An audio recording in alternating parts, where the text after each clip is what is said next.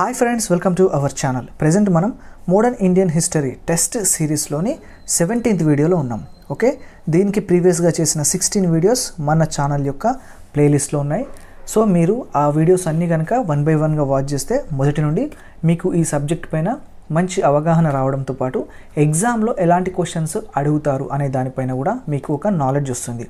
So ఇక మనం ఈ వీడియోలో డిస్కస్ చేయబోతున్న టాపిక్ వచ్చేసి బెంగాల్ విభజన అండ్ స్వదేశీ ఉద్యమం అండ్ హోమ్ రూల్ ఉద్యమం. ఈ అంశాలకు సంబంధించిన ఇంపార్టెంట్ పాయింట్స్ మీద క్వశ్చన్స్ అండ్ ఆన్సర్స్ ఫామ్లో మనం ఇక్కడ డిస్కస్ చేయబోతున్నాం. ఓకే ఫ్రెండ్స్, అండ్ ఫ్రెండ్స్ ఇంకా ఎవరైతే ఫస్ట్ టైం ఈ వీడియోని మా ఛానల్ ద్వారా వాచ్ చేస్తున్నారో తప్పకుండా సబ్స్క్రైబ్ మాత్రం చేసుకోండి. ఎందుకంటే మేము డైలీ ఏదో ఒక వీడియో కాంపిటేటివ్ ఎగ్జామ్స్కి అవసరమైన ఏదో ఒక సబ్జెక్ట్ నుండి కావచ్చు, లేదా జాబ్స్ నోటిఫికేషన్ సంబంధించిన ఇన్ఫర్మేషన్ కావచ్చు, ఎలాంటి వీడియో అప్లోడ్ చేసినా కానీ దానికి సంబంధించిన నోటిఫికేషన్ వెంటనే మీకు చేరుతుంది. అండ్ వెంటనే మీరు మా ఛానల్లో వచ్చే ఎలాంటి వీడియోనైనా కానీ వాచ్ చేయొచ్చు. కాబట్టి ప్రతి ఒక్కరు ఫస్ట్ టైం వాచ్ చేస్తున్న వాళ్ళు సబ్స్క్రైబ్ చేసుకుంటే మీకు ఎంతో యూస్ఫుల్ అవుతుంది. సో అండ్ ఎవరైతే సిన్సియర్గా అండ్ సీరియస్గా కాంపిటేటివ్ ఎగ్జామ్స్కి ప్రిపేర్ అవుతున్నారో వాళ్ళందరికీ కూడా యూజ్ అయ్యే one of the best channel. ఎన్నో ఛానల్స్ ఉన్నాయి, వాటిల్లో ఇది కూడా మాది ఒక బెస్ట్ ఛానల్ అని మాత్రం మేము కాన్ఫిడెంట్గా చెప్పగలం. ఓకే ఫ్రెండ్స్, అండ్ ఇక ఇప్పటి వరకు ఎవరైతే మా సబ్స్క్రైబర్స్ కావచ్చు, అండ్ అలాగే మా ఫాలోవర్స్ కావచ్చు, అండ్ మా వ్యూయర్స్ కావచ్చు మాకు సపోర్ట్ చేస్తూ వస్తున్నారో వాళ్ళందరికీ హార్ట్ఫుల్గా థ్యాంక్స్ చెప్పుకుంటున్నాం. అండ్ ఇక ఈ వీడియోని చూస్తున్న ప్రతి ఒక్కరు కూడా ఈ వీడియోని లైక్ చేయడం మాత్రం మర్చిపోవద్దు. అండ్ ఈ వీడియోనే కాదు, మా ఛానల్ ప్లేలిస్ట్లో చూస్తున్న ఏ వీడియోనైనా కానీ మీరు లైక్ చేయండి. ఎందుకంటే మీరు ఇచ్చే లైక్సే మాకు ఇంకా మోటివేషనల్గా ఎనర్జీని ఇస్తూ మేము ఇంకా బెటర్గా వర్క్ చేయడానికి మాకు ఎంతో ఉపయోగపడతాయి. ఓకే ఫ్రెండ్స్, అండ్ ఇక మనం ఈ వీడియోలోని మెయిన్ కంటెంట్లోకి మూవ్ అయిపోదాం. ఓకే, ఈ వీడియోలోని మెయిన్ కంటెంట్ చూస్తే ఇక్కడ ఫస్ట్ క్వశ్చన్, బ్రిటిష్ పాలన భగవంతుని నిర్దేశం, భారతదేశానికి స్వాతంత్రాన్ని ఇవ్వడం భగవద్గీతకు విరుద్ధం అని ప్రకటించిన వైస్రాయ్ ఎవరు? సో చూడండి, ఇక్కడ మనకేంటంటే బ్రిటిష్ వాళ్ళు ఎవరైతే ఈస్ట్ ఇండియా కంపెనీ పేరుతో వచ్చి తర్వాత మొత్తం భారతదేశాన్ని రాజకీయంగా వాళ్ళ గుప్పిట్లో తీసుకొని పరిపాలన చేశారో, సో అలా బ్రిటిష్ ప్రభుత్వం భారతదేశాన్ని పరిపాలించడం అనేది భగవంతుడి యొక్క నిర్ణయం అని చెప్పడం జరిగింది. అండ్ అలాగే భారతదేశానికి స్వాతంత్రం ఇవ్వడం కూడా భగవంతుడి నిర్ణయానికి వ్యతిరేకం. సో చూడండి, ఆ రకమంగా వాళ్ళని వాళ్ళు గొప్పగా చెప్పుకోవడం జరిగింది ఎవరు? బ్రిటిషర్స్. అయితే ఈ పర్టికులర్గా ఈ స్టేట్మెంట్ ఇచ్చిన మనకు వైస్రాయ్ ఎవరు? బ్రిటిష్ వైస్రాయ్ ఎవరు? సో చూడండి, వైస్రాయ్స్ అనేవారు మనకు 1857 సిపాయిల తిరుగుబాటు తర్వాత, సిపాయిస్ మ్యూటినీ, సో సిపాయిల తిరుగుబాటు తర్వాత నుండే మనకు వైస్రాయ్స్ అనేది రావడం జరిగింది. అంటే అప్పటి నుండి మనకు భారతదేశ రూలింగ్ అనేది డైరెక్ట్గా బ్రిటిష్ పార్లమెంట్లోకి వెళ్ళింది. అంతకుముందు వరకు ఈస్ట్ ఇండియా కంపెనీ చేతిలో ఉండేది, ఒక కంపెనీ చేతిలో. అప్పుడు గవర్నర్ జనరల్ ఉండేవాళ్ళు. ఓకే, సో మరి ఈ స్టేట్మెంట్ ఇచ్చిన వ్యక్తి ఎవరు ఇక్కడ నలుగురిట్లో అంటే? సో ఇక్కడ నలుగురు కూడా, వీళ్ళందరూ కూడా మనకి ఇక్కడ చూస్తే వైస్రాయ్సే. సో ఈ వైస్రాయ్లో మనకు ఈ స్టేట్మెంట్ ఇచ్చిన వైస్రాయ్ వచ్చేసి లార్డ్ కర్జన్. సో మరి లార్డ్ కర్జన్ యొక్క పరిపాలనా కాలం ఎప్పటి నుండి ఎప్పటి వరకు అని చూస్తే 1899 to 1905. ఓకే, ఆల్మోస్ట్ 6 years ఇతను వైస్రాయ్గా ఉన్నాడు. సో ఇతని పరిపాలనా కాలం చాలా ఇంపార్టెంట్ మనకు. ఇతని పరిపాలనా కాలంలోనే మనకు బెంగాల్ విభజన జరగడం అనేది జరిగింది. సో ఇక్కడ right answer Lord Curzon. Okay, now we move to the question number 2. Bengal విభజన చేసిన వైస్రాయ్ ఎవరు? అంటే బెంగాల్ విభజన జరిగినప్పుడు వైస్రాయ్ ఎవరున్నారు, లేదా ఏ వైస్రాయ్ ప్రకటించాడు, ఏ వైస్రాయ్ బెంగాల్ని విభజించాడు అంటే అగైన్ ఇక్కడ మనకు ఆన్సర్ వచ్చేసి లార్డ్ కర్జన్. సో బెంగాల్ విభజన అంటే ఏంటి? సో ఇప్పుడు మనం కనుక ప్రజెంట్ భారతదేశం మ్యాప్ని ఇట్లా తీసుకుంటే, ఓకే ఫర్ ఎగ్జాంపుల్ ఇలా నేను రఫ్గా డ్రా చేస్తున్నా. సో మనకు ఇలా ఉంటుంది కదా భారతదేశం. సో దీంట్లో మనం బంగ్లాదేశ్ అనేది మనకు ఇక్కడ చిన్న దేశం ఉంటుంది. ఒకప్పుడు బంగ్లాదేశ్ అనేది కూడా ఇండియాలో భాగం అని చెప్తారు. సో ఈ ప్రాంతం బంగ్లాదేశ్ అనుకుందాం. సో అలా మనం ఈ ప్రాంతాన్ని బంగ్లాదేశ్ అని అనుకుంటే, ఈ ప్రాంతాన్ని అండ్ మనకు ఈ బంగ్లాదేశ్ని ఆనుకొని ఉంటుంది ఇప్పుడు మనకున్న వెస్ట్ బెంగాల్. ఓకే, సో అంటే ఒకప్పుడు ఏంటంటే ఇది మొత్తం ఒకటే. ఇప్పుడు బంగ్లాదేశ్ కావచ్చు అండ్ ప్రస్తుతం ఉన్న వెస్ట్ బెంగాల్, పశ్చిమ బెంగాల్ అన్నీ కూడా బెంగాల్ అనే పేరుతోటే పిలువబడేటివి. సో ఓకే, సో దాన్ని నేను ఇక్కడ తీసుకుంటున్నా. ఇదంతా సర్కిల్ ఒక బెంగాల్ అనుకుంటే, సో దీన్ని అప్పుడు బ్రిటిష్ గవర్నమెంట్లో ఉన్న వైస్రాయ్ ఎవరు? Lord Curzon. దీన్ని 2 పార్ట్స్గా డివైడ్ చేయడం జరిగింది. డివైడ్ చేసి ఇక్కడ మనకు ఇప్పుడు రెండు డివైడ్ చేస్తే ఏమవుతుంది, ఇటు ఉంది ఈస్ట్ పార్ట్ అవుతుంది, ఇటు ఉంది వెస్ట్ పార్ట్ అవుతుంది. సో దీని అప్పుడు ఏమన్నారంటే వెస్ట్ బెంగాల్ అన్నారు అండ్ దీన్ని ఈస్ట్ బెంగాల్ అని అన్నారనమాట. సో ఆ రకంగా ఇప్పటికీ కూడా స్వాతంత్రం వచ్చిన తర్వాత కూడా మనకు ఈ వైపు ఉన్న ప్రాంతం వెస్ట్ బెంగాల్గానే, మనం పశ్చిమ బెంగాల్గానే రిజిస్టర్ అయింది మన రాజ్యాంగం ప్రకారమైన అండ్ అడ్మినిస్ట్రేషన్ పరంగా మొత్తం ఆ పేరుతోటే పిలవడం అనేది జరుగుతుంది. సో ఓకే, సో చాలామందికి ఏంటంటే వెస్ట్లో ఈస్ట్ సైడ్ ఉంది కదా భారతదేశానికి, మరి దాన్ని వెస్ట్ బెంగాల్ అని ఎందుకు పిలుస్తున్నారు అనే చిన్న ఒక కన్ఫ్యూజన్ అనేది ఉంటుంది చాలామందికి. సో ఇది బ్యాక్గ్రౌండ్. సో ఇప్పుడు బెంగాల్ విభజన చేయడం అనేది జరిగింది. ఎవరు లార్డ్ కర్జన్ వైస్రాయ్గా ఉన్నప్పుడు చేసేసి ఇటు వెస్ట్లో ఉన్న కలకత్తాని రాజధానిగా ఇక్కడ వెస్ట్ బెంగాల్కి పెట్టారు and Dhaka present Bangladesh capital ఏది ఉందో అప్పుడు ఢాకా క్యాపిటల్గా మనకి ఈస్ట్ బెంగాల్ని విభజించడం జరిగింది. Okay right. And now go to the question number 3. Bengal విభజనకు సంబంధించిన సరైన అంశాలను గుర్తించండి అనేది క్వశ్చన్. ఓకే, సో ఇక్కడ మనం ఆప్షన్స్ స్టేట్మెంట్ చూద్దాం. 1 by 1గా స్టేట్మెంట్స్ చూస్తే first statement, viceroy lord Curzon Bengal విభజన ప్రతిపాదనను 1903లో చేశాడు. సో 1903లోనే బెంగాల్ అనే ఎంత పాపులేషన్ అప్పుడు ఉండే తెలుసా, దాదాపు 20 కోట్ల పాపులేషన్ ఉండే ఆ రోజుల్లోనే. అంత పెద్ద స్టేట్ అనమాట. ఎందుకంటే అక్కడ ఎంత జనాభా ఎందుకున్నారంటే అది గంగానది పరివాహిక ప్రాంతం. ఓకే, సో మనకు గంగానది ఫ్లో అవుతుంది, అటు పైనుంచి మనకు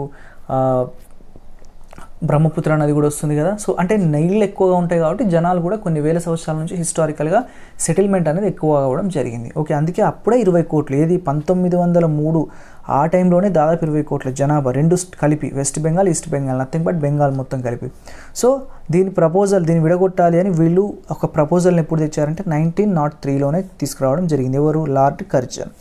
and second statement, viceroy lord Curzon 1905 July 20న బెంగాల్ విభజనను చేస్తున్నట్లుగా అధికారికంగా ప్రకటించాడు. సో ఎప్పుడు 1905 జూలై 20న అధికారికంగా అఫీషియల్గా వాళ్ళ ప్రభుత్వం తరపు నుండి ఇక్కడ ప్రకటన చేయడం జరిగింది. Bengal is going to be dividing in 2 parts as west Bengal and east Bengal. Okay, so దాని తర్వాత ఏమైందో చూద్దాం. 1905 ఆగస్టు 7న బెంగాల్ విభజనకు వ్యతిరేకంగా ఉద్యమం ప్రారంభమైంది. సో జూలై 20న ప్రకటన వచ్చింది. సో నెక్స్ట్ మంత్ ఆగస్టు 7న మనకు ఇక్కడ విభజనకు వ్యతిరేకంగా ఉద్యమం ప్రారంభమైంది. అండ్ 1905 అదే సంవత్సరం ఆగస్టు 16న లార్డ్ కర్జన్ బెంగాల్ విభజనను అమలులోకి తీసుకొచ్చాడు. సో చూడండి ఇక్కడ మోస్ట్ ఇంపార్టెంట్ డేట్స్ మనం గుర్తుంచుకోవాలి. 1905 ఇయర్ అనేది కామన్గా పెట్టేసుకోండి. జూలై 20న బెంగాల్ విభజనను అనౌన్స్ చేయడం జరిగింది లార్డ్ కర్జన్. అండ్ అక్టోబర్ 16న బెంగాల్ విభజన అమలులోకి వచ్చింది. అంటే ఆ డేట్ నుండి రెండు సపరేట్ అయిపోయాయి. ఎలాగైతే ఆంధ్రప్రదేశ్ తెలంగాణ మనకు జూన్ 2 నుంచి 2014లో మనకు విడిపోయి ఎలా అయితే సపరేట్ స్టేట్స్ అయ్యాయో అలానే అప్పుడు కూడా ఈ అక్టోబర్ 16న అలా రెండు రాష్ట్రాలుగా విభజించడం అనేది జరిగింది బెంగాల్ని. ఓకే, అండ్ మన నాయకులు ఆగస్టు 7న దానికి వ్యతిరేకంగా ఉద్యమం ప్రారంభించారు. అయితే ఇక్కడ ఇచ్చిన అన్ని స్టేట్మెంట్స్ కూడా సరి అయినప్పటికీ ఇక్కడ అసలు బెంగాల్ని విభజించడానికి అవసరమైన కారణాలు ఏంటి అనేది ఒకసారి మనం చూస్తే, అయితే ఇంతకుముందు మనం చెప్పుకున్న దాదాపు 20 కోట్ల జనాభా ఉన్న రాష్ట్రం కాబట్టి సో పరిపాలనా విభాగంలో చాలా ఇబ్బందులు ఉంటాయి న్యాచురల్గానే. సో అడ్మినిస్ట్రేటివ్ ప్రాబ్లమ్స్ వస్తాయి కాబట్టి దీన్ని ఆ రీజన్ తోటి ఇక్కడ బ్రిటిష్ గవర్నమెంట్ అనేది విభజించడం అనేది జరిగింది. అది వాళ్ళు చెప్పుకున్న రీజన్. కాకపోతే ఇక్కడ మెయిన్ ఎజెండా ఏంటంటే బ్రిటిష్ వారికి, సో బెంగాల్ మొత్తం ఇక్కడ మనం తీసుకుంటే వెస్ట్ బెంగాల్ ఏదైతే ప్రజెంట్ ఈస్ట్ బెంగాల్ ఏదైతే ప్రజెంట్ బంగ్లాదేశ్ పార్ట్ ఉందో అక్కడ ఎక్కువగా మనకు ఇస్లాం మతస్థులు ఉంటారు అండ్ ఇట్ సైడ్ హిందువులు ఎక్కువగా ఉంటారు. అంటే మెజారిటీ పీపుల్ ఇక్కడ హిందువులు ఉన్నారు, ముస్లిమ్స్ ఉన్నారు, కంబైన్డ్ ఉన్నారు. కాకపోతే మనకి ఈస్ట్లో మాత్రం ఎక్కువగా ముస్లిమ్స్ అండ్ ఇటు ఎక్కువగా మనకు హిందూస్ ఉన్నారు, మెజారిటీ వాళ్ళు అన్నమాట. సో అయితే ఇక్కడ ఈ పాయింట్ని గుర్తుంచుకోండి.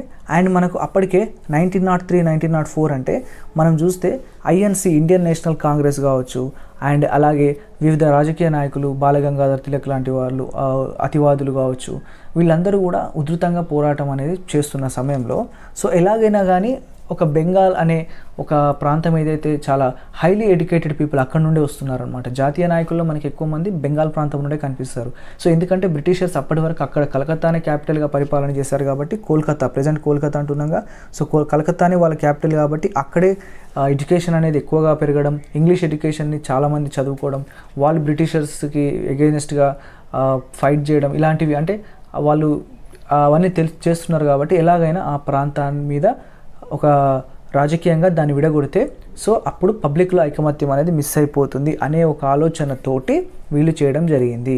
సో ఈ విషయం మన నాయకులకు తెలిసి దాన్ని యునైట్గా ఉంచితేనే బలం ఉంటుంది అని చెప్పి ఇక్కడ మన వాళ్ళు పోరాటం చేశారు. ఓకే, కలిసి ఉండడానికి. ఇది ఇక్కడ బ్యాక్గ్రౌండ్. Okay, so right. ఇప్పుడు మనం క్వశ్చన్ నెంబర్ 4 చూద్దాం. బెంగాల్ విభజన తర్వాత కలకత్తా రాజధానిగా ఏర్పడిన పశ్చిమ బెంగాల్కు మొదటి లెఫ్టినెంట్ గవర్నర్గా ఎవరు పనిచేశారు? ఓకే, మొదటి lieutenant okay, anyhow west Bengal అంటే బెంగాల్ విభజన తర్వాత కలకత్తా రాజధానిగా పశ్చిమ బెంగాల్ ఏర్పడింది. సో అప్పుడు దానికి మొట్టమొదటి లెఫ్టినెంట్ గవర్నర్ ఎవరు అనేది ఇక్కడ మన క్వశ్చన్. ఓకే, ఇక్కడ మన క్వశ్చన్. సో ఇక్కడ 4 పేర్లు మొత్తం ఇవ్వడం జరిగింది. సో ఇక్కడ హెచ్ఎస్ రిస్లే, ఇతను అప్పుడు హోంశాఖ కార్యదర్శి మన దేశానికి, బ్రిటిష్ ఇండియాకి. అండ్ ఇక్కడ మనం చూస్తే విలియం వార్డ్ అనే వ్యక్తి ఎవరు ఉన్నారంటే అస్సాం అనే రాష్ట్రం ఉంది కదా, దానికి కమిషనర్గా ఉండేవాడు.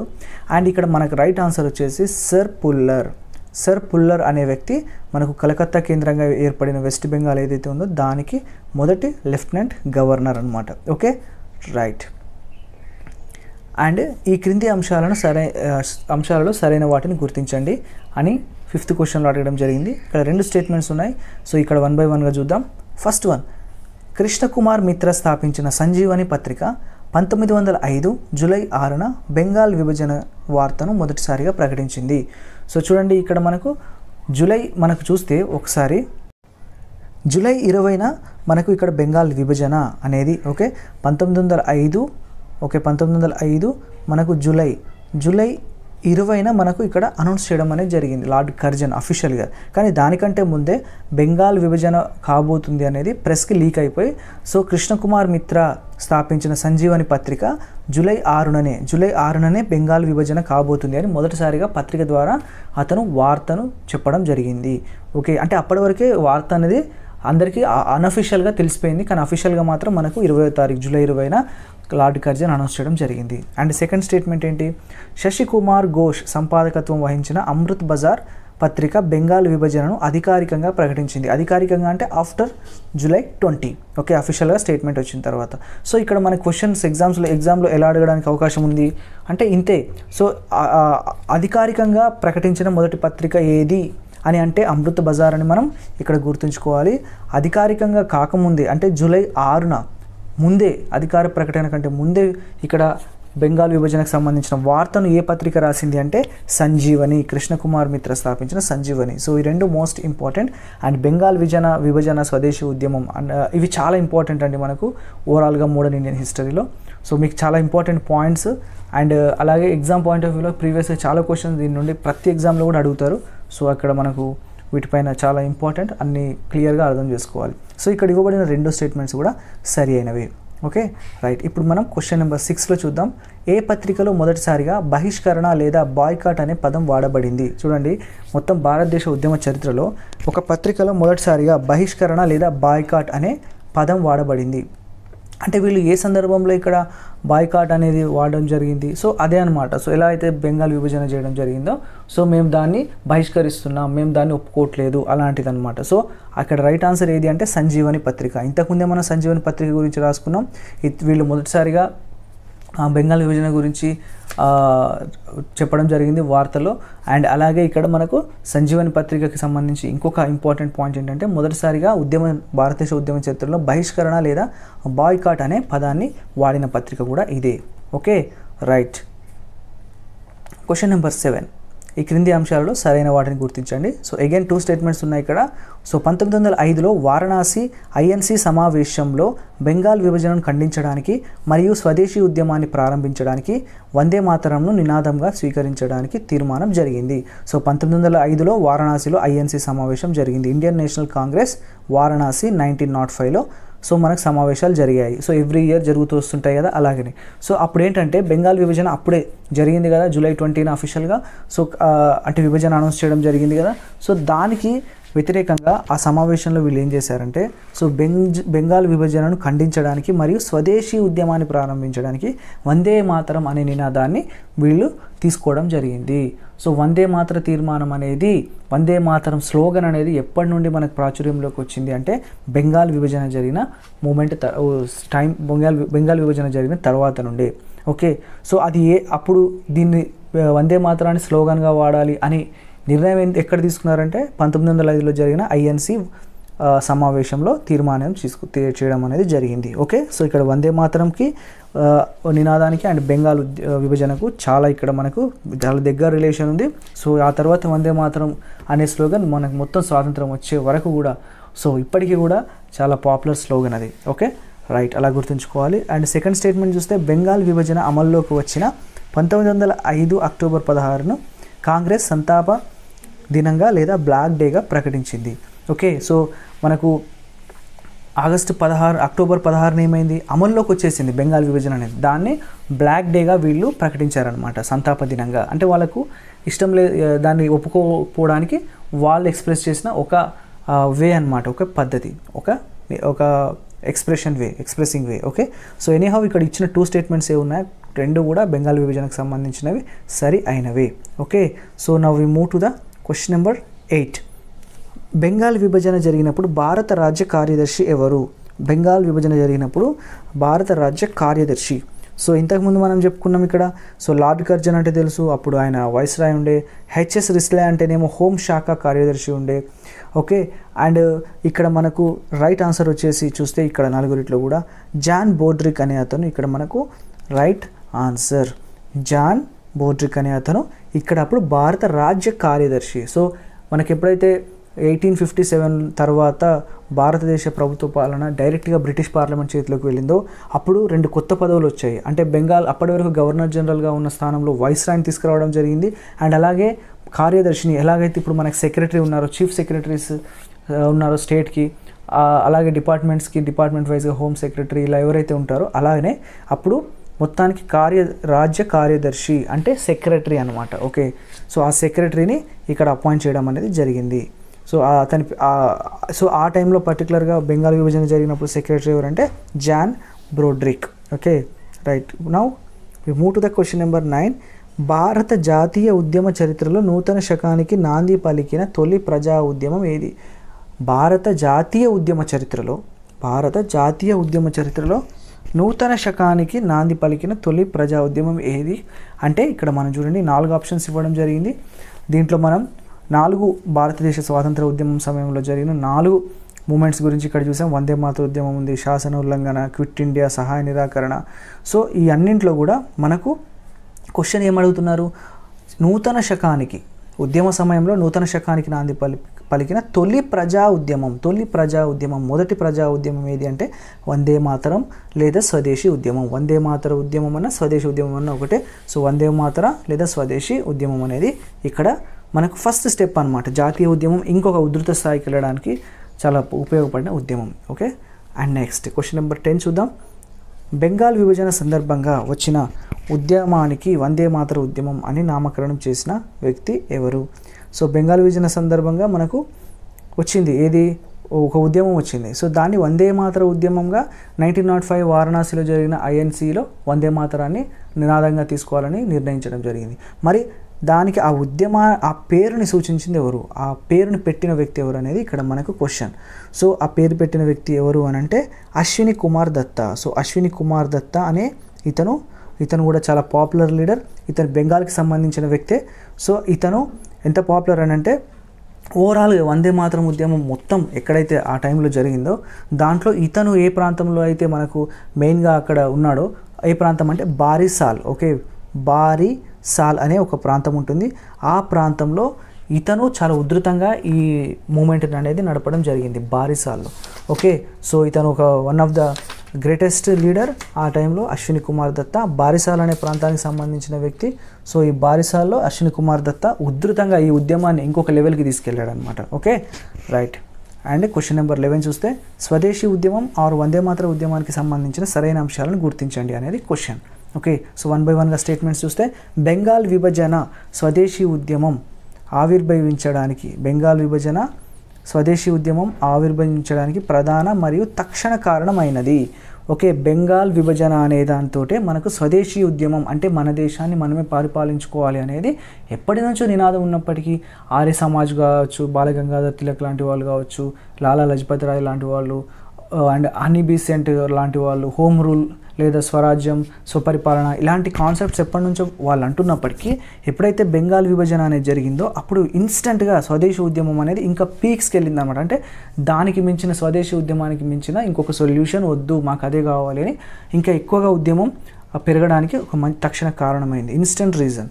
అండ్ సెకండ్, విదేశీ వస్తువులను బహిష్కరించి స్వదేశీ వస్తువులను మాత్రమే ఉపయోగించాలని నిర్ణయం తీసుకోవడం వలన ఈ ఉద్యమానికి స్వదేశీ ఉద్యమం అని కూడా పిలిచారు. సో ఎందుకంటే బెంగాల్ విభజన తర్వాత ఏమైందనంటే విదేశీ వస్తువులను అంటే నిరసనలు తెలిపే పద్ధతిలో భాగంగా విదేశీ వస్తువులను అంటే ముఖ్యంగా టెక్స్టైల్స్ కావచ్చు, మెయిన్గా టెక్స్టైల్స్ అండి అప్పుడు. ఓకే, క్లాత్కి సంబంధించిన బిజినెస్ ఎక్కువగా మనకు బ్రిటన్ నుంచి వచ్చిన క్లాత్స్ ఇక్కడ కొనాల్సిన పరిస్థితి ఉండేది. సో విదేశీ వస్తువులు ఏవైనా కానీ వాటిని బహిష్కరించి స్వదేశంగా తయారైన ఇక్కడ వాటిని ఉపయోగించాలి అని అక్కడ నిర్ణయం తీసుకున్నారు కాబట్టి సో దాన్నే స్వదేశీ ఉద్యమంగా కూడా పిలవడానికి ఒక రీజన్ అయిందనమాట. అండ్ ఓకే, థర్డ్ స్టేట్మెంట్, ఈ ఉద్యమంలో ప్రజలు వందే మాతరం గీతాన్ని ఆలపించడం, ఒకరినొకరు పలకరించుకొనుట, వందే మాతరం అనే పదాన్ని ఉపయోగించుకోవడం లాంటివి చేశారు. సో వందే మాతరం అనేది ఇక్కడ స్లోగన్ ఎప్పుడైతే తీసుకున్నారో ఆ తర్వాత సపోజ్ కొంతమంది గ్రూప్ ఆఫ్ పీపుల్ అందరూ కలిసి ఇక్కడ స్లోగన్ ఉద్యమం చేస్తున్నారనుకోండి. సో అలాంటప్పుడు ఎవరైనా వేరే వాళ్ళు ఉద్యమం చేస్తున్న వాళ్ళు ఎదురైనా లేదా ఇండివిజువల్గా ఉద్యమకారులు ఎదురైనా కానీ వాళ్ళని వాళ్ళు ఎలా పలకరించుకోవాలంటే పలకరించుకునేవారంటే వందే మాతరం. సో అది ఒక స్లోగన్, వాళ్ళని వాళ్ళు పలకరించుకునే ఒక విధానంగా తర్వాత వందే మాతరం అనేది ఒక స్లోగన్గా మారిపోయింది. సో ఇక్కడ ఏవైతే ఇక్కడ మనకు 3 స్టేట్మెంట్స్ ఉన్నాయో బెంగాల్ విభజనకు ఆర్ స్వదేశీ ఉద్యమం ఆర్ వందే మాతరం ఉద్యమానికి సంబంధించినవి ఇవన్నీ కూడా సరైనవే, అన్నీ కూడా సరైనవే, right answer. Okay, now we move to the question number 12. Vande Mataram ఉద్యమంలో భాగంగా బారిసాల్ జిల్లాలో స్వదేశీ బంద్ సమితిని ఏర్పాటు చేసిన వ్యక్తి ఎవరు? సో ఈజీ అండి ఆన్సర్. మనం ఇంతకుముందు చెప్పుకున్నాం బారిసాల్ జిల్లా అంటేనే మనకు గుర్తు రావాల్సిన వ్యక్తి ఎవరంటే అశ్విని కుమార్ దత్తా. సో బెంగాల్ విభజన ఉద్యమానికి వందే మాతర ఉద్యమం అని పేరు పెట్టింది ఇతనే. అండ్ ఇతను బారిసాల్ ఉద్యమంలో చాలా అగ్రస్థానంలో వందే మాతర ఉద్యమం నిలిపాడు అనమాట. సో చాలా ఉధృతంగా ఇతను ఉద్యమం చేశాడు. ఓకే రైట్, ఇంతకుముందే చెప్పుకున్నాం కదా ఇతని గురించి. రైట్, ఇప్పుడు మనం 13th క్వశ్చన్ చూద్దాం. వందే మాతర గీతమును ఆంగ్లంలోకి అనువదించిన వ్యక్తి ఎవరు? ఆంగ్లంలోకి అంటే బెంగాలీలో రాసిన దాన్ని ఇంగ్లీష్లోకి ట్రాన్స్లేట్ చేసిన వ్యక్తి ఎవరు అంటే ఇక్కడ మనం అరబిందో ఘోష్ అని గుర్తుంచుకోవాలి. అరబిందో ఘోష్ అనే నాయకుడు ఇక్కడ మనకు వందే మాతరాన్ని ఇంగ్లీష్లోకి ట్రాన్స్లేట్ చేయడం అనేది జరిగింది. అండ్ క్వశ్చన్ నెంబర్ 14 చూస్తే స్వదేశీ ఉద్యమంలో భాగంగా స్వదేశీ వస్తు ప్రోత్సాహకం కోసం ప్రముఖ నాయకులు స్థాపించిన వాటికి సంబంధించిన సరైన అంశాలను గుర్తించండి. సో స్వదేశీ ఉద్యమం అని మనం మాట్లాడుకున్నాం, అంటే విదేశీ వస్తువు బహిష్కరణ చేసి స్వదేశీ లోకల్ మేడ్ని మనం యూజ్ చేయాలి అని చెప్పేసి. సో దానికోసం అప్పుడు లోకల్గా కొంతమంది నాయకులు ఏంటంటే కొన్ని స్థాపించారు, కంపెనీలు అనొచ్చు, ఇండస్ట్రీస్ అనొచ్చు, అంటే లోకల్గా వస్తువులు తయారయ్యే వాటిని. సో దానికి సంబంధించి ఇక్కడ 4 స్టేట్మెంట్స్ ఉన్నాయి. సో ఎవరెవరు ఏమేమి స్థాపించారనేది చూద్దాం. ప్రఫుల్ల చంద్ర రే లేదా ఇతన్ని పిసి రే అంటారు. ఇతను బెంగాల్లో కెమికల్ కంపెనీ స్థాపించాడంట. సో బెంగాల్లో కెమికల్ కంపెనీని స్థాపించాడు. అండ్ సెకండ్, చిదంబరం పిల్లై మద్రాసు రాష్ట్రంలోని ట్యుటికోరిన్లో స్వదేశీ స్టీమ్ నావిగేషన్ కంపెనీని ప్రారంభించాడు. నేషనల్ షిప్ బిల్డింగ్ కంపెనీని మనకు ట్యుటికోరిన్లో స్టార్ట్ చేసింది ఎవరు అని అంటే Chidambaram Pillai. So after independence ఇది మనకు గవర్నమెంట్ టేక్ ఓవర్ చేయడం జరిగింది. అండ్ అలాగే బాలగంగాధర్ తిలక్ పూనాలో స్వదేశీ నేత కంపెనీ అంటే క్లాత్ తయారు చేసే నేత కంపెనీ ఉంటుంది కదా, స్వదేశీ నేత కంపెనీని పూనాలో బాలగంగాధర్ తిలక్ స్థాపించాడు. అండ్ అలాగే 4th వన్, రవీంద్రనాథ్ ఠాగూర్ స్వదేశీ స్టోర్ ప్రారంభించాడు. స్టోర్ అంటే ఒక సూపర్ మార్కెట్ లాంటిది. సో అక్కడ నిత్యావసర వస్తువులు దొరికేటివి. సో రవీంద్రనాథ్ ఠాగూర్ అది స్థాపించాడు. దీనికి తోడు ఇంకా చాలామంది వేరే కూడా స్థాపించినప్పటికీ ఇక్కడ నేను కొంతమంది ఇంపార్టెంట్ వ్యక్తులకు సంబంధించిన ఎస్టాబ్లిష్ చేసిన కంపెనీల గురించి అండ్ సంస్థల గురించి నేను ఇక్కడ చెప్పడం జరిగింది. సో అన్నీ కూడా ఇక్కడ సరి అయినవే. సో మీరు ఏదైనా మెటీరియల్ చదివినప్పుడు దీనికి అడిషనల్గా ఏమైనా 1-2 పాయింట్స్ కూడా దొరకచ్చు. సో స్టాండర్డ్ బుక్ చదివినప్పుడు సో మీరు దాన్ని కూడా దృష్టిలో పెట్టుకొని గుర్తుంచుకునే ప్రయత్నం చేయండి. ఓకే, ఇక మనం క్వశ్చన్ నెంబర్ 15లోకి వెళ్ళిపోతే వందే మాతర ఉద్యమంలో ముస్లింల పాత్రకు సంబంధించిన సరైన అంశాలను గుర్తించండి. సో ముస్లింలు కూడా ఇక్కడ పాత్ర వహించారు కదా. సో వాళ్ళకు కూడా బెంగాల్ విభజనను వ్యతిరేకించారు. సో వాళ్ళు ఏం చేశారనేది చూస్తే సో ఢిల్లీలో ముస్లింల చేత ఉద్యమాన్ని నిర్వహించిన నాయకుడు సయ్యద్ హైదర్ రాజా అనే అతను ఢిల్లీలో ముస్లింల చేత బెంగాల్ విభజనకు వ్యతిరేకంగా ఉద్యమాన్ని నడిపాడు. అండ్ అలాగే లియాఖత్ అలీ పాట్నా మరియు ట్యుటికోరిన్లో ఉద్యమం చేశాడు. లియాఖత్ అలీ ఎక్కడ వందే మాతరం ఉద్యమాన్ని పాట్నా మరియు టుటికోరిన్, తమిళనాడులోని టుటికోరిన్ అండ్ పాట్నా ఏదైతే మనకి ఇప్పుడు బీహార్ క్యాపిటల్ ఉందో అక్కడ. అండ్ థర్డ్ వన్, ఈ ఉద్యమ కాలంలో ముస్లింలు ప్రచురించిన ప్రముఖ సాహిత్యం కృషక్ బంద్, రెడ్ పాంప్లెట్. కృషక్ బంద్, రెడ్ పాంప్లెట్ అనే ఈ 2 ప్రముఖ సాహిత్యాలు, లిటరేచర్ని వీళ్ళు ఈ కాలంలో ప్రచురించారనమాట. సో అంటే పబ్లిక్కి ఇంకా అవేర్నెస్ తీసుకురావడానికి. ఓకే, సో ఇక్కడ ఇవ్వబడిన స్టేట్మెంట్స్ ఏమున్నాయో 1, 2, 3 అన్నీ కూడా వందే మాతరం ఉద్యమంలో ముస్లింల పాత్రకు సంబంధించిన సరైన అంశాలు. ఓకే, ముస్లింల పాత్రకు సంబంధించిన అంశాలు.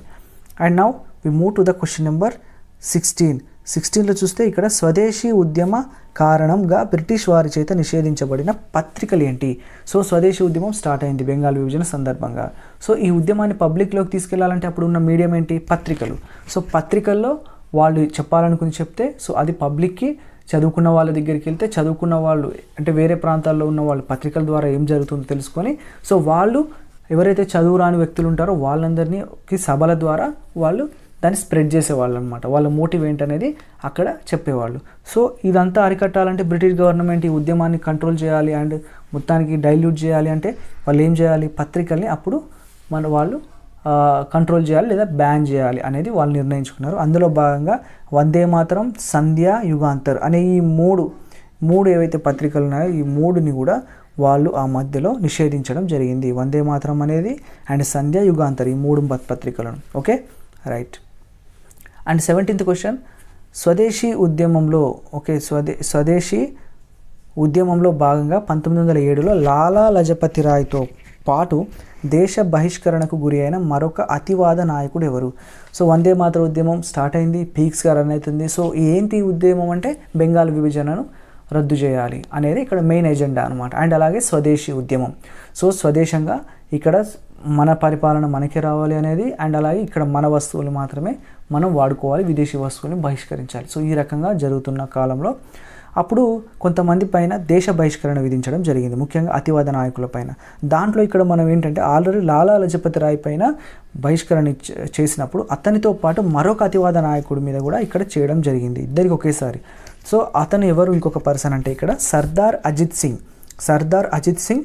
ఈయన గురించి మనం ప్రీవియస్ వీడియోలో అతివాదులు ఎవరైతే ఎక్స్ట్రీమిస్టులు ఉన్నారో ఆ నాయకులకు సంబంధించిన లాలా లజపతి రాయ్, బాలగంగాధర్ తిలక్ అండ్ అలాగే బిపిన్ చంద్రపాల్తో పాటు సర్దార్ అజిత్ సింగ్ గురించి కూడా మనం అరవిందో ఘోష్ సర్దార్ అజిత్ సింగ్ గురించి కూడా డిస్కస్ చేయడం జరిగింది. ఎనీహౌ నేను మళ్ళీ ఇక్కడ సర్దార్ అజిత్ సింగ్ గారి గురించి కొన్ని ఇంపార్టెంట్ పాయింట్స్ ఇచ్చాను ఇక్కడ. సో ఇతను ఎవరు అంటే లాలా లజపతి రాయ్కి ప్రధాన అనుచరుడు అండ్ అలాగే పంజాబ్లో స్వదేశీ ఉద్యమాన్ని నిర్వహించాడు అనమాట ఇతను. ఓకే, లాలా లజపతి రాయ్తో పాటు ఇతను ఎందుకు బైకాట్ చేశారు, రెస్ట్రిక్ట్ అంటే బహిష్కరించారంటే బికాజ్ ఇతను లాలా లజపతి రాయ్కి ఫాలోవర్, అతనికి ఒక అనుచరుడు. అండ్ అలాగే ఇతను పంజాబ్ వ్యక్తి కదా, సో పంజాబ్లో స్వదేశీ ఉద్యమాన్ని నడిపించాడు ఇతను. అలాగే సర్దార్ అజిత్ సింగ్ భగత్ సింగ్కు బాబాయ్ అవుతాడు అనమాట. సో భగత్ సింగ్ ఎవరైతే ఉన్నారో, గ్రేట్ లీడర్ ఎవరైతే ఉన్నారో అప్పుడు మనకు తెలుసు కదా ఆయన గురించి. సో ఆయనకి ఇతను బాబాయ్. సో ఇతను బాబాయ్ వల్లనే మనకు భగత్ సింగ్ కూడా ఇన్ఫ్లుయెన్స్ కూడా అయ్యాడు. అండ్ అలాగే ఇతను లాహోర్లో భారత మాతా సమితి మరియు అంజుమన్ మొహబ్బత్ ఏ వతన్ అనే సంస్థలను స్థాపించాడు. లాహోర్ అంటే ప్రజెంట్ పాకిస్తాన్లో ఉన్న సిటీలో. పీష్వా మరియు భారత మాత అనే పత్రికలు కూడా ఇతను స్థాపించాడు. సో ఓకే, సో ఇప్పుడు మీకు అర్థమై ఉంటుంది. సో మనకు రైట్ ఆన్సర్ వచ్చేసి సర్దార్ అజిత్ సింగ్. సో ఇతను ఎవరు బాబాయ్ అంటే భగత్ సింగ్ బాబాయ్. సో ఇతను ఎవరు ఫాలోవర్ అంటే లాలా లజపతి రాయ్కి అనుచరుడు. సో అందుకే మనం చూస్తే లాలా లజపతి రాయ్ మీద సైమన్ కమిషన్ సందర్భంగా సో లాఠీ చార్జ్ చేస్తే సో ఆ నొప్పులు తట్టుకోలేక కొన్ని రోజుల తర్వాత అతను చనిపోతే సో దానికి ప్రతీకారంగా ఇక్కడ మన భగత్ సింగ్ విత్ ఎవరైతే సుఖ్దేవ్, చంద్రశేఖర్ ఆజాద్ వీళ్ళందరూ కలిసి అక్కడ వాళ్ళకి అక్కడ అసెంబ్లీ పైన బాంబులు వేయడం, తర్వాత దొరికిపోయి తర్వాత అంటే వాళ్ళే స్వతహాగా లొంగిపోయి తర్వాత ఉరిశిక్ష ద్వారా మరణించడం. సో ఇవన్నీ మనం గుర్తు తెచ్చుకుంటే సో సర్దార్ అజిత్ సింగ్ అనే అతని ప్రభావం, లాలా లజపతి రాయ్ అనే ప్రభావం భగత్ సింగ్కి పడడానికి రీజన్ ఏంటి అంటే ఇతను స్వయాన బాబాయ్ అవుతాడు అజిత్ సింగ్. అండ్ అలాగే అజిత్ సింగ్ ద్వారా లాలా లజపతి రాయ్ మీద వీళ్ళకున్న అభిమానం వల్ల వాళ్ళు ఆ రోజు బ్రిటిష్ అసెంబ్లీ పైన సో బాంబులు అనేది వేయడం జరిగింది. Okay, right. ఇప్పుడు మనం నెక్స్ట్ క్వశ్చన్ చూద్దాం. క్వశ్చన్ నెంబర్ 18, బెంగాల్ విభజనకు రక్షాబంధన్ పిలుపుని ఇచ్చిన వారు ఎవరు? సో బెంగాల్ విభజన జరిగినప్పుడు ఎవరైతే ఇటు ఈస్ట్ బెంగాల్ వెస్ట్ బెంగాల్లో ఉన్న ప్రజలు అందరూ కలిసి అన్నదమ్ముల్లా కలిసి ఉండాలని రక్షాబంధన్ కట్టుకోవాలి, చేతులకు ఒకరికొకరు ఆడమగ అని కాదు అందరూ రక్షాబంధన్ కట్టుకోవాలి అని ఒక పిలుపునిచ్చిన, రాఖీ కట్టుకోవాలని పిలుపునిచ్చిన వ్యక్తి ఎవరు అని అంటే మనకు ఎవరో కాదు రవీంద్రనాథ్ ఠాగూర్ గారు అప్పుడు ఆ రకంగా పిలుపునిచ్చారనమాట. Okay right. ఇప్పుడు మనం క్వశ్చన్ నెంబర్ 19 చూద్దాం. సామూహిక ఆందోళనకార పితామహుడు ఎవరు అని అంటే ఇక్కడ right answer are father of mass agitations అంటే ఎవరు అంటే రవీంద్రనాథ్ ఠాగూర్. అంటే ఇతను ఏం చేసేవాడంటే ఇతను నిరసనలన్నీ కూడా జనాలను ఎక్కువగా పోగు చేసేవాడు. అంటే ఇతను చెప్తే కొన్ని వందల మంది వేల మంది కూడా నిరసనలో ఆందోళనలో జాయిన్ అయ్యేవారు కాబట్టి సో అందుకే ఇతని ఫాదర్ ఆఫ్ మాస్ అజిటేషన్ అన్నారు అనమాట. మాస్ అజిటేషన్ ఓకే అంటే ఎక్కువ మందిని గ్యాదర్ చేయడంలో ఇతను ఎక్కువ ఇన్ఫ్లుయెన్స్ చేసేవాడు పబ్లిక్ని. సో ఎవరు అంటే Rabindranath Tagore. Okay and next question number 20. 1911 December 11న హార్జింగ్ టూ ఏర్పాటు చేసిన ఢిల్లీ దర్బార్లో భారత్ను సందర్శించిన రాజు 5వ జార్జ్ ప్రకటనలు ఏమిటి? సో 1911 మోస్ట్ ఇంపార్టెంట్ డేట్ ఇది. మనకు చాలా ఇక్కడ పాయింట్స్ కవర్ అవుతాయి. సో డిసెంబర్ 11 ఏమైంది అంటే ఇక్కడ మనకు అప్పుడు 5వ జార్జ్ ఎవరైతే బ్రిటిష్ రాజు ఉన్నాడో, బ్రిటిష్ అనేది రాజవంశం ఉంది కదా ఇప్పటికీ కూడా. సో దాంట్లో అప్పుడు రాజు ఎవరు ఉన్నారో జార్జ్ అంటే 5వ జార్జ్ అంటే జార్జ్ అనే పేరుతో ఉన్న 5వ రాజు. సో 5వ వ్యక్తి. సో 5వ జార్జ్ అప్పుడు భారతదేశ పర్యటనకు వచ్చి సో అప్పుడు ఢిల్లీలో ఒక దర్బార్ అంటే ఢిల్లీలో ఒక కాన్ఫరెన్స్ ఏర్పాటు చేయడం జరిగింది. దాంట్లో ఇతను పార్టిసిపేట్ చేసి సో ఆ డేట్న ఆయన కొన్ని అనౌన్స్మెంట్స్ చేయడం జరిగింది. అంటే కొన్ని ముఖ్యమైన నిర్ణయాలు ఇక్కడ ప్రకటించడం జరిగింది. ఆ ప్రకటనలు ఏంటి అంటే సో నెంబర్ 1 బెంగాల్ విభజన రద్దు చేస్తున్నట్టుగా చెప్పడం జరిగింది. ఎందుకు అంటే అప్పటికే పబ్లిక్ ఉద్యమం ఎక్కువగా చేయడం అనేది కంట్రోల్ చేయడం బ్రిటిష్ వారి వల్ల కావట్లేదు. సో అందుకని వాళ్ళు ఏమనుకున్నారు, బెంగాల్ విభజన రద్దు చేద్దాం, సో మళ్ళీ రెండింటిని కలిపేద్దాం, సో అప్పుడు మళ్ళీ పబ్లిక్ అజిటేషన్స్ ఆందోళన కంట్రోల్ అయితే అడ్మినిస్ట్రేషన్ చేసుకోవచ్చు అని అనుకున్నారు. అండ్ సెకండ్ బెంగాలీ రాష్ట్రంలో ఉన్న బీహారీలతో కూడిన బీహార్ రాష్ట్రాన్ని మరియు ఒరిస్సా రాష్ట్రాన్ని ఏర్పాటు చేయడం. సో అప్పుడు బెంగాల్ రాష్ట్రం అంటే ఏంటి, ఇప్పట్లాగా కేవలం బెంగాలీసే కాకుండా మనకు బెంగాల్ కింద ఉన్న ఒరిస్సా కావచ్చు అండ్ అలాగే బీహార్ ఇవి కూడా బెంగాల్ కిందనే ఉండేటివి. సో కాబట్టి వీళ్ళు ఇంకొక ప్రకటన ఏం చేశారంటే బెంగాల్ నుండి బీహార్ని కావచ్చు అండ్ ఒరిస్సాని సపరేట్ స్టేట్స్గా ఏర్పాటు చేయబోతున్నట్టుగా చెప్పారు. అండ్ ఢిల్లీ పట్టణ నిర్మాణానికి శంకుస్థాపన కూడా చేశారు. అంటే అప్పటి వరకు ఢిల్లీ పట్టణం లేదు. అంటే ఢిల్లీ పట్టణం అంటే మనకు ఢిల్లీ సుల్తాన్ల కాలం అంతకుముందు వాళ్ళకి సంబంధించిన నిర్మాణాలు ఉన్నాయి తప్ప మోడర్న్ ఢిల్లీ అనేది లేదు. అందుకే ఇప్పుడు ఏమంటారు న్యూ ఢిల్లీ అంటాం మనం ట్రైన్స్ మీద చూస్తే. So old Delhi new Delhi రెండు ఉంటాయి. సో ఢిల్లీ పట్టణ నిర్మాణానికి శంకుస్థాపన చేయడం జరిగింది.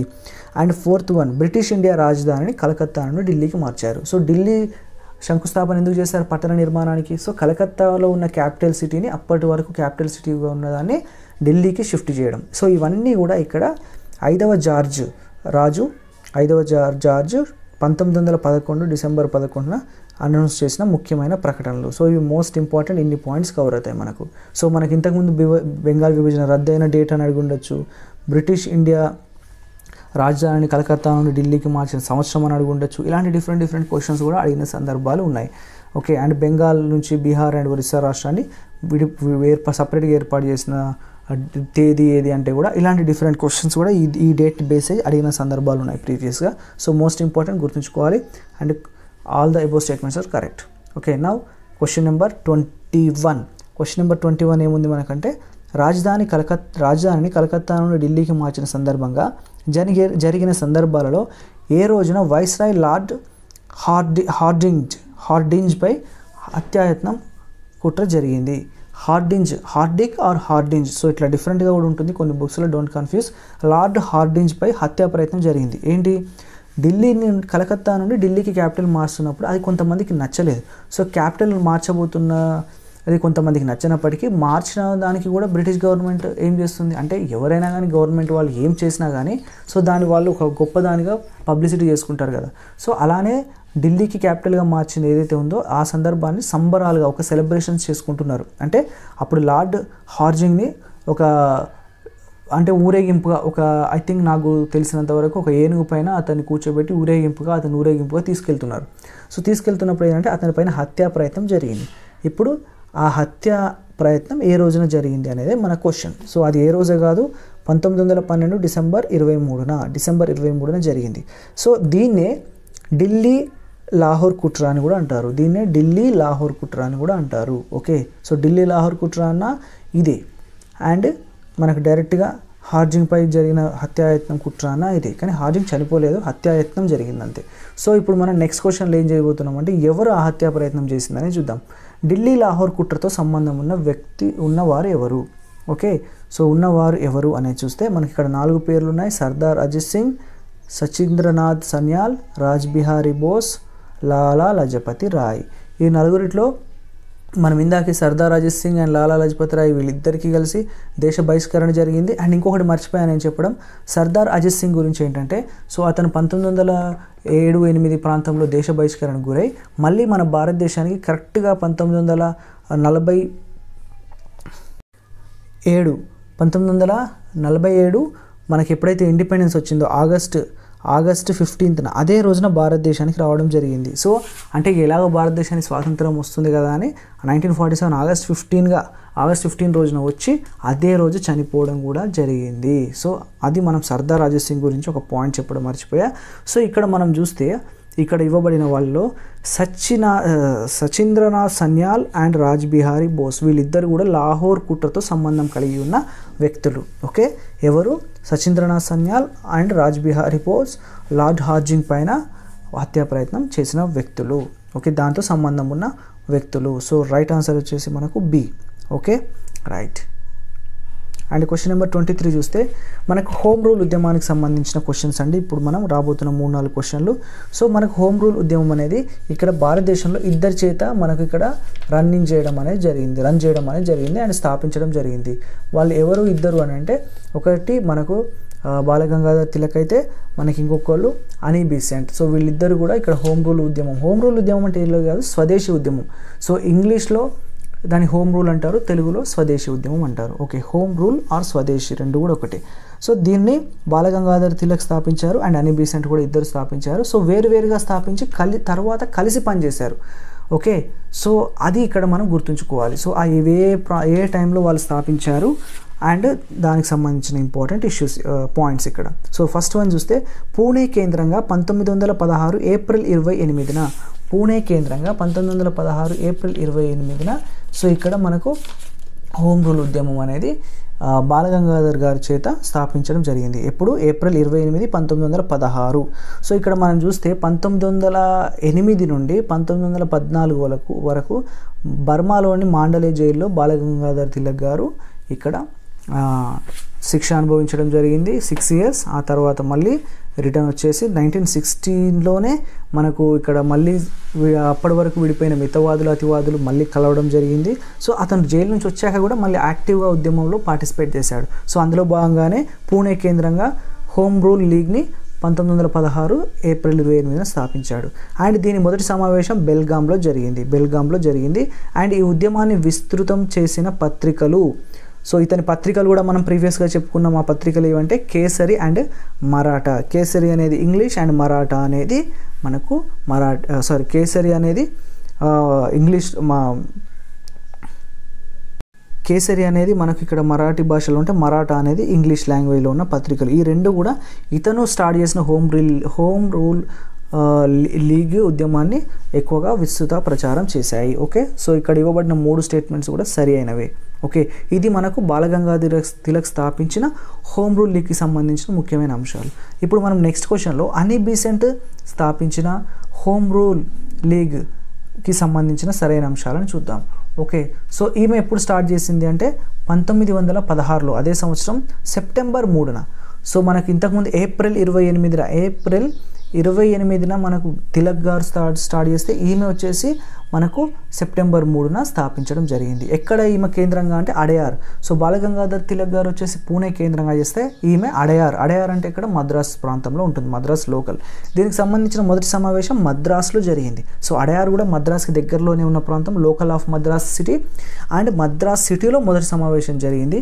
సో ఇంతకుముందు తిలక్ గారికి సంబంధించింది బెల్గాంలో జరిగింది మొదటి సమావేశం. కంపారిజన్లో మీరు గుర్తుంచుకోవచ్చు. అండ్ ఈ ఉద్యమాన్ని విస్తృతం చేసిన పత్రికలు Commonwealth and new India. So ఈ రెండు కూడా మనకు ఈ మెథడ్ స్థాపించబడిన కామన్వెల్త్ కావచ్చు, న్యూ ఇండియా ఎవరు అని బీసెంట్ గారి చేత. సో ఇక్కడ ఇవ్వబడిన అన్ని స్టేట్మెంట్స్ కూడా సరి అయినవి. అయితే ఇప్పటి వరకు బాగానే ఉంది కదా.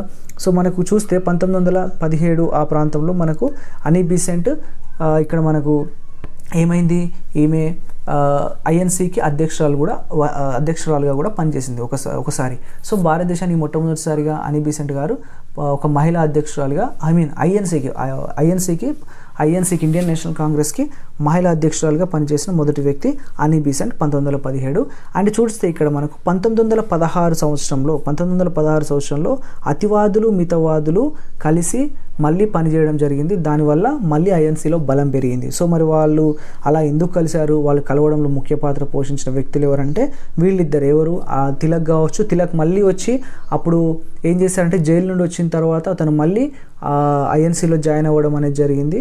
అండ్ అటుపక్క మళ్ళీ మనకు అని బీసెంట్ కూడా ఉంది కదా. సో వీళ్ళిద్దరూ ఇక్కడ వీళ్ళ మధ్య సంధి కుదర్చడం, అండ్ అలాగే సో వీళ్ళిద్దరూ సంధి కుదిర్చి అని బీసెంట్ కూడా యాక్టివ్గా ఉంది కాబట్టి 1917లో ఆమెకు ఇక్కడ ఐఎన్సీకి అధ్యక్షురాలిగా చేయమని చెప్పి తిలకే రికమెండ్ చేశాడనమాట. సో ఓవరాల్గా వాళ్ళు కలిసి దేశానికి స్వాతంత్రం రావడానికి వాళ్ళ వంతుగా వాళ్ళు ప్రయత్నించారని మనం ఇక్కడ అర్థం చేసుకోవడానికి ఇదంతా చెప్తున్నా. Okay, so now question number 25. And ఇంకొకటి మీకు చెప్పాలి నేను హోమ్ రూల్ ఉద్యమం గురించి. ఇది 1920 వచ్చేసరికి ఇది మనకు మొత్తానికి అఖిల భారత హోమ్ రూల్ ఉద్యమంగా గాంధీ గారి నాయకత్వంలోకి వెళ్ళిపోయింది. ఓకే, సో కలిపేసి ఉద్యమం అనేది చేయడం జరిగింది. ఓకే, నౌ ఇక్కడ ఈ క్వశ్చన్కి సంబంధించింది చూస్తే ఓకే ఫస్ట్ స్టేట్మెంట్ 1907లో విడిపోయిన మితవాదులు అతివాదులు 1916లో లక్నో సమావేశంలో 1916లో లక్నో సమావేశంలో కలవడంలో అని బీసెంట్ మరియు తిలక్లు ప్రముఖ పాత్ర పోషించారు. సో ఇంతకుముందు నేను చెప్పా కదా. సో వాళ్ళు కలిసి ఇక్కడ హోమ్ రూల్ ఉద్యమాన్ని నడపడం అండ్ అలాగే అతివాదులకు మితవాదులకు మధ్య సయోధ్య కుదిర్చి కలిసి పని చేయడం అనేది జరగడం. అండ్ అంతేకాకుండా అప్పటి వరకు బాలగంగాధర్ తిలక్కి గోపాలకృష్ణ గోఖలే లాంటి సీనియర్ నాయకులతోటి అంతగా మంచి రిలేషన్ ఉండేది కాదు. సో అప్పటికే గోపాలకృష్ణ గోఖలే చనిపోయాడనమాట. కాబట్టి అది కూడా బాలగంగాధర్ తిలక్ మళ్ళీ ఐఎన్సీలోకి రావడానికి ఒక రీజన్. అండ్ బాలగంగాధర్ తిలక్తో పాటు చాలామంది అతని ఫాలోవర్స్ అతనికి సంబంధించిన వ్యక్తులు కూడా మంచి లీడర్స్ కూడా మళ్ళీ వచ్చి ముంబైకి సంబంధించిన వాళ్ళు అంటే మహారాష్ట్రకు సంబంధించిన వాళ్ళు వచ్చి ఇక్కడ మళ్ళీ మనకు ఐఎన్సీలో జాయిన్ అయ్యారు. ఐఎన్సీ బలం పెరిగింది. అండ్ సెకండ్ 1916లోనే చూడండి 1916లో లక్నో సమావేశంలో కాంగ్రెస్ ముస్లిం లీగులు ఒప్పందం చేసుకొని ఆంగ్లేయులకు వ్యతిరేకంగా పోరాడాలి అని నిర్ణయించుకున్నాయి. సో ఇక్కడ రెండు ఇన్సిడెంట్స్ జరిగాయి. మోస్ట్ ఇంపార్టెంట్ చూడండి, 1916లో లక్నోలో జరిగిన ఐఎన్సీ సమావేశంలో జరిగిన రెండు ఇన్సిడెంట్స్. ఒకటి 1907లో విడిపోయిన అతివాదులు మితవాదులు కలిసిపోయారు. అండ్ అలాగే అప్పటి వరకు ముస్లిం జనాలకు ప్రాతినిధ్యం వహిస్తున్న ముస్లిం లీగ్కి ఉన్న ఐఎన్సీకి కూడా ఎక్కడో ఒక మిస్అండర్స్టాండింగ్ ఉండేది. సో అలా కాకుండా హిందూ ముస్లింలు అందరూ కలిసి ఇక్కడ మళ్ళీ పోరాటం చేయాలి అండ్ అతివాదులు మితవాదులు కూడా అందరూ కలిసి పనిచేయాలని కూడా అనుకున్నారు. సో ఇదే సమావేశంలో ఏమైంది అని అంటే ఇటు ముస్లిం లీగ్ పార్టీ కావచ్చు, ఇటు ఐఎన్సీ కావచ్చు, వీళ్ళందరూ కూడా కలిసి ఒప్పందం మీద ఆంగ్లేయులకు వ్యతిరేకంగా స్వాతంత్ర పోరాటం చేయాలని నిర్ణయించుకున్నారు. రెండు ఇన్సిడెంట్స్ జరిగాయి, మళ్ళీ చెప్తున్నాను 1916లో.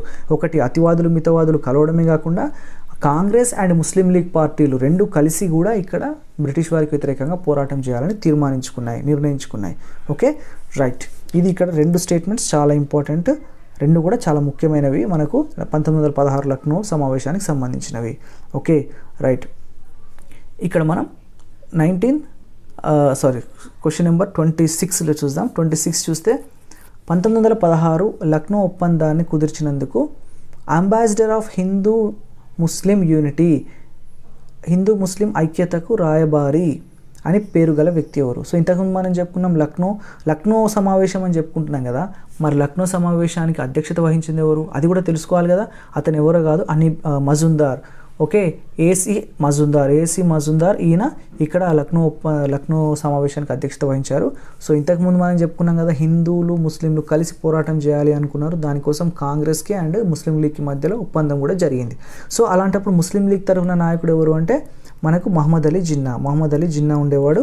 సో మహమ్మద్ అలీ జిన్నా ఇక్కడ హిందువులు ముస్లింలు కలిసి ఇక్కడ పోరాటం చేయాలి అనే ఒక రాజీని, ఒక ఐక్యతను కుదిర్చాడు. కాబట్టి అతన్ని ఏమంటారంటే ambassador of Hindus Muslims unity. So Hindu ముస్లింల ఐక్యత రాయబారి అని ఎవరిని అంటారంటే మహమ్మద్ అలీ జిన్నా. సో ఇది ఇక్కడ మనకు ఇవ్వబడిన రైట్ ఆన్సర్ దీనికి. సో మీకు అర్థమైంది అనుకుంటున్నా ఈ క్వశ్చన్కి సంబంధించిన బ్యాక్గ్రౌండ్. అండ్ ఇక మనం నెక్స్ట్ హోమ్ రూల్ కాలంలో హనీ బీసెంట్కి సంబంధించిన కొన్ని ఇంపార్టెంట్ పాయింట్స్ ఇక్కడ నేను ఇస్తున్నా. సో ఇక్కడ చూస్తే హోమ్ రూల్ కాలంలో హనీ బీసెంట్కి ఉన్న బిరుదులు ఏంటి? సో హోమ్ రూల్ ఉద్యమం కాలంలో ఒకటి Indian Tom Tom and grand old lady of India. ఈ రెండు బిరుదులు అప్పుడు ఆమెకు రావడం జరిగింది, Indian Tom Tom and grand old lady of India. And home rule ఉద్యమ ప్రచారం కోసం హనీ బీసెంట్ నడిపిన సంస్థలు boys scout association, young men's India association. ఈ రెండు అప్పుడు ఆమె నడిపించిన సంస్థలు. అండ్ ఉద్యమ సమయంలో హనీ బీసెంట్ ప్రచురించిన కరపత్రాలు ఏంటి అంటే పాంప్లెట్స్ అనొచ్చు. కరపత్రాలు అంటే పాంప్లెట్స్ ఏంటి అంటే నవభారత రాజకీయ కరపత్రాలు, జాతీయ సమ్మేళన పత్రావళి, జాతీయ హోమ్ రూల్ పత్రావళి, భారత స్వాతంత్రం కోరుటకు కారణం. సో ఇవన్నీ కూడా మనకు హనీ బీసెంట్కి సంబంధించిన ఇంపార్టెంట్ పాయింట్స్. సో మీరు కావాలంటే స్క్రీన్ షాట్ తీసుకోవచ్చు, లేదా ఎనీ స్టాండర్డ్ మెటీరియల్ కూడా మీకు అందుబాటులో ఉంటాయి. Okay, that's it friend, all about this video. And we completely discussed about home rule and Vande Mataram movement and also Bengal division. Okay, ఇవన్నీ గురించి మనం డిస్కస్ చేయడం జరిగింది. అండ్ నెక్స్ట్ వీడియోలో మనం నెక్స్ట్ గాంధీ యుగాన్ని స్టార్ట్ చేయబోతున్నాం, గాంధీ ఎరా. ఓకే, గాంధీ ఎరా ఆర్ గాంధీ యుగంకి సంబంధించిన మోస్ట్ ఇంపార్టెంట్ సిరీస్ మనం స్టార్ట్ చేయబోతున్నాం, దీంట్లో కంటిన్యూటీగానే. సో ఎవరైతే ఫస్ట్ టైం వాచ్ చేస్తున్నారో మా ఛానల్ తప్పకుండా సబ్స్క్రైబ్ చేసుకోండి. అండ్ మీ ఏవైతే ఫీడ్బ్యాక్స్ మాకు ఇవ్వాలనుకుంటున్నారో దాని కామెంట్స్లో కూడా పోస్ట్ చేయండి. Thanks for watching the inter video and all the best to every one.